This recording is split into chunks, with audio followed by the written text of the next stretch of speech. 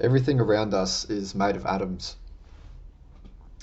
The compounds that make up all the bits and pieces that's everywhere it's among us are built on the constructs of atomic structures.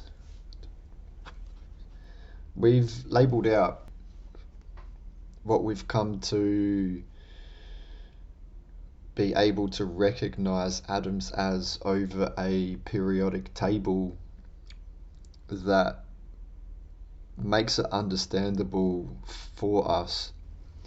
The substances here are base elements and can't be reproduced.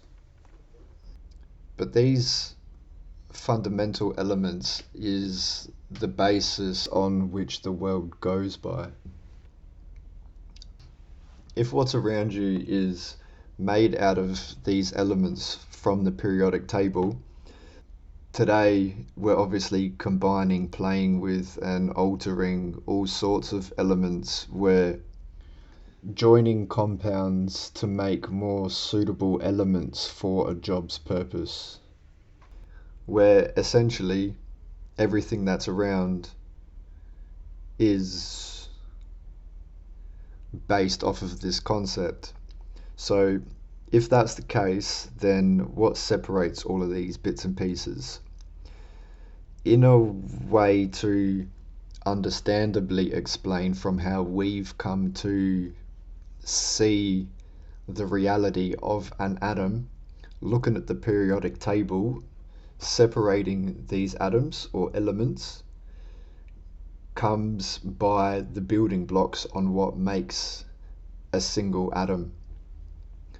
But the biggest part that shows what separates one from another is how each are positioned. Like numbers, we start at 1 and we just keep adding 1 until we reach infinity. It doesn't stop, it makes sense, and it has a beginning. So just like on the periodic table,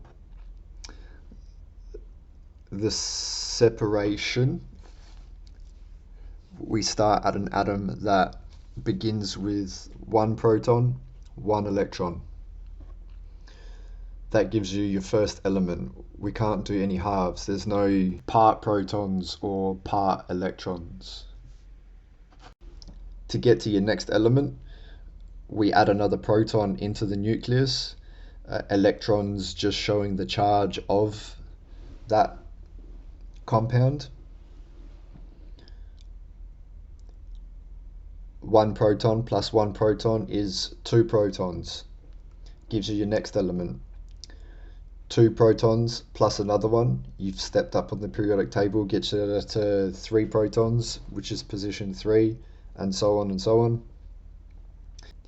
Neutrons just adding mass into the nucleus. They're neutrally charged, so it doesn't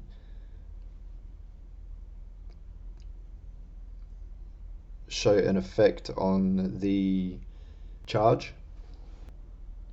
So that's separating from one to another. The reason I keep mentioning charge is because when you start playing with atoms, to join one to another needs to have a balanced charge to be happily bonded. If one element is a negatively 2 charged on its outer shell, it will happily take 2 positive charges to join with another element, no matter, I don't believe, no matter what it is, because that's what it's dependent on. If both elements balance into a neutral, they'll stick like glue.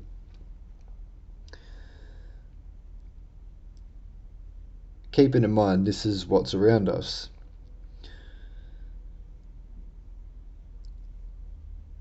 Cool thing is, all of that is happening down at an atomic level. This is the fundamental to the physical side of what we see. When we're looking at it, we obviously don't see the atom uh, down where it's residing, we see the final product on what it's made. So at our perception, we're seeing the zoomed out version, the final product of all these combinations, bonds, on what the atoms have produced. Atoms, protons, neutrons, electrons, that's all it is. Building blocks. What starts to make this interesting? With all of that happening, and we know that because we're able to tamper with it, and we do tamper with it, is that we ourselves are too made of atoms. The most solid piece that we have are our bones. We're flexible with our muscles, and we send signals from all nerves of our body to the rest. We've got the exact same rules going on how we perceive everything else.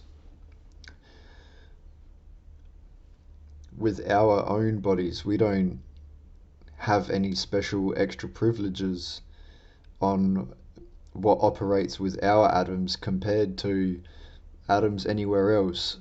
So what makes us conscious and not a table or your bed? How come we get to move around and think for ourselves and make decisions and not what you see around you? Welcome to consciousness.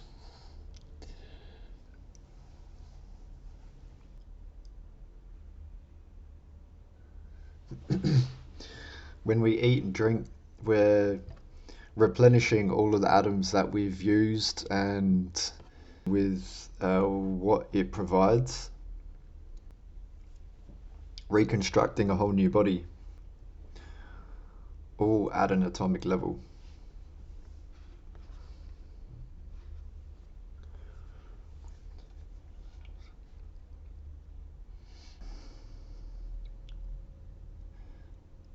Where the atoms that make us